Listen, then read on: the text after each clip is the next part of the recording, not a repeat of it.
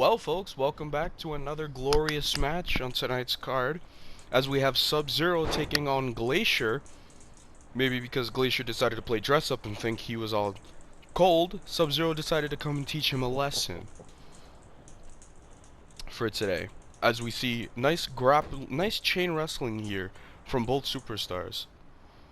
As Sub-Zero is now in control with a nice chokehold. Of course, he's not doing this all by himself. He has his brother behind him watching over him. And just like me, I am not doing this by myself. I happen to have my esteemed colleague. Your colleague, the jazz part of the Ithon. You know, I gotta say, whenever this idea came into play, I said, you know what, absolutely, we gotta find out who the coolest is. Get it?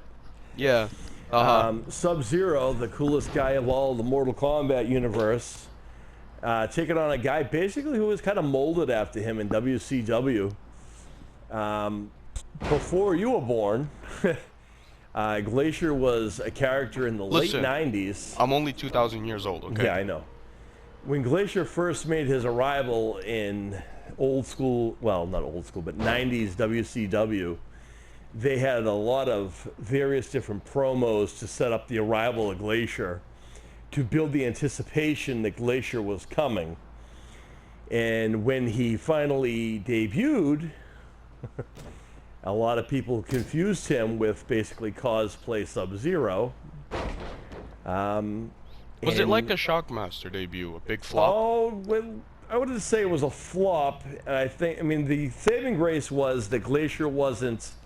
I mean, the poor thing about Shockmaster is the poor guy tripped over the walling, and there was a little bit of a flubs there. That was just, not to mention the idea was. As we just forget to mention that Sub-Zero just no-sold a roundhouse kick from Glacier.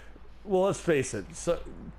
When you're talking about Sub-Zero, you're talking a guy who gets kicked and hit with all kinds of things, let alone a standing sidekick. And stabbed. Let's talk about his protege, his tag team partner, before they teamed with each other. Scorpion throwing a spear can't feel too good. And when you're facing people with the likes of Liu Kang and Johnny Cage, Raiden hitting you with lightning and fireballs and shadow kicks, ouch. You know, that's going to put some damage on you, and that's going to give you a lot of kind of endurance when it comes to doing other things where nothing else can hurt you when you're dealing with that. I think a spinning sidekick from a mortal at that, I mean, let's face it, Sub-Zero is not necessarily a mortal. Yeah, he is. Is he? Oh, yeah. What a kick there. Ouch. He isn't a god himself. He's actually human. But he just has ice powers. Anywho, Sub-Zero's making this look easy. Oh no. Ow! My ribs hurt just looking at that.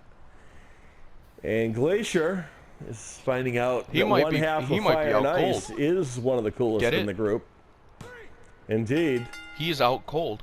He is out cold indeed. Get it? And I gotta say, I think the reason why Sub-Zero put this away as quick as he did is because, well, they're in hell and it's hot as hell in there, and let's face it, there's an old saying, if it's hot in the kitchen, you get out of the kitchen. And when it's hot in hell, you get the hell out of hell.